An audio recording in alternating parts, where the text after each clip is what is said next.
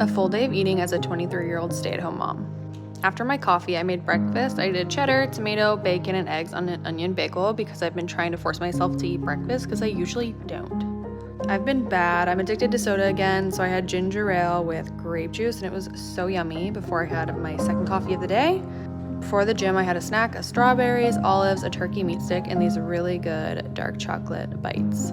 I grabbed my water, my protein shake, 2 Brazil nuts, and some ashwagandha gummies before the gym. I saw this honey and salt thing is better than pre-workout, so we're gonna try that today. To be honest, it didn't really work. I had another treat while making dinner, and that was just grilled onions and cabbage, some steak bites, and a French onion loaded potato. Finished off the night with some chocolate, and yeah, that's it.